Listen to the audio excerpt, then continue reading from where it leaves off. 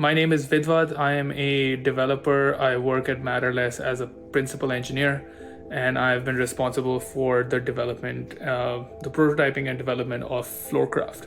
So before I came to Matterless, I was I was just basically writing servers. Before that, I was an independent game developer, and I've worked in the mobile game industry before, and just a lot of games development. I chose to become a game developer mostly because I've always played video games since I was very young, and it's been a very important part of my life. So making video games just came very naturally to me. Back in the day, I was always into immersive sims. I would play a lot of like first-person shooters, and also car racing. So when I was given the task to work on Floorcraft, I was like, I know a thing or two about car racing games.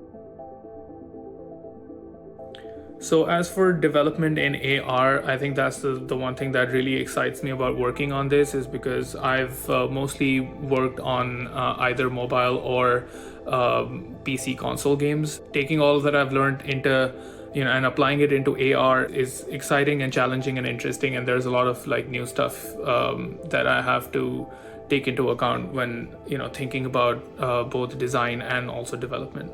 When it comes to like developing for AR, what's most exciting is that we're working with virtual entities which are layered on top of like a real video feed. So like these objects are taking up space in the real world almost. So there are a lot of constraints there that we have to work with, but if you nail all of those constraints and you really get like the objects to belong in the space, then it gives you a whole different kind of immersion. So we initially had the idea of making bumper cars in AR basically, and we started with iterating on basically getting a simple car to animate on the screen. Then we did that in multiplayer thanks to Oki Tech. So we have two plus cars in shared AR.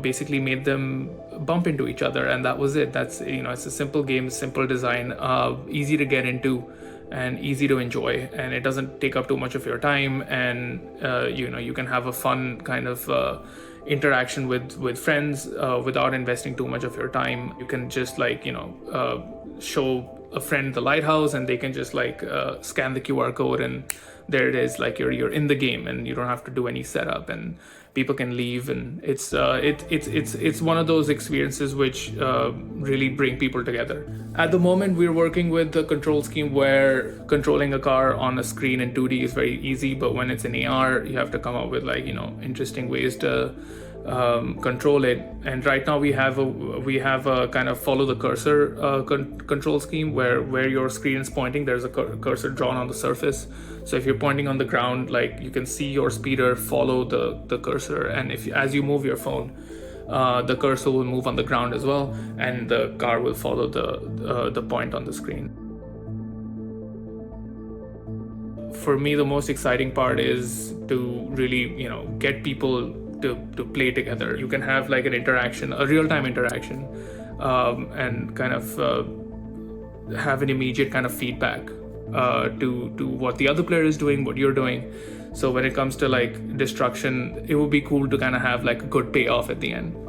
If I had a magic wand and I could put anything into Floorcraft, I would make it so that you can have power-ups. Power-ups add variety to the game, they add a random element, and it also like adds a skill-based element to it. So it's just a lot more variety than just controlling the car like a vanilla experience. Other than that, quality of life features that we don't have already, like player tag names, and kind of give it more of like a personalized aspect, like you decide your name, your color, maybe able to customize your car a little bit, just to have that little flair of like, here's my speeder. Alongside the bumper cars, we have been working also on experimenting with other kinds of vehicles. So one of them obviously is airplanes, and we tried to take the same work that we did for the speeders and kind of just get them off the ground and have them just fly around the room instead of like on the surface.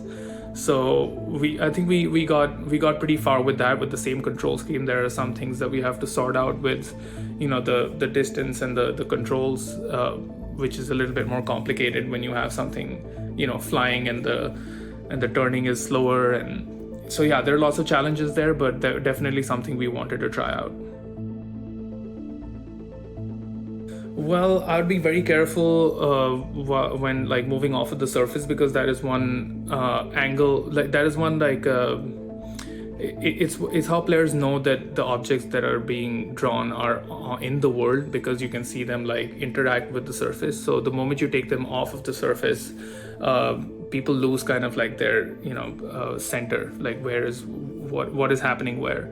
So but if one was able to pull that off, I would have, with the added space, I would do more things like effects and like special effects and stuff like that would really like take up more space and fill up the screen with more content, which is difficult to do in AR because you have to be very careful with not interfacing too much with the real world geometry.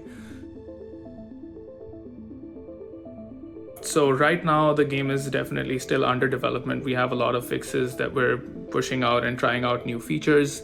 There is a closed beta for access. If you want to try it out, you can come to the Discord and ask to be added to the list, and you can sign up and play an in development version of the game. But otherwise, yeah, we're hard at work and we're gonna get a nice polished out version for everyone to play sometime soon.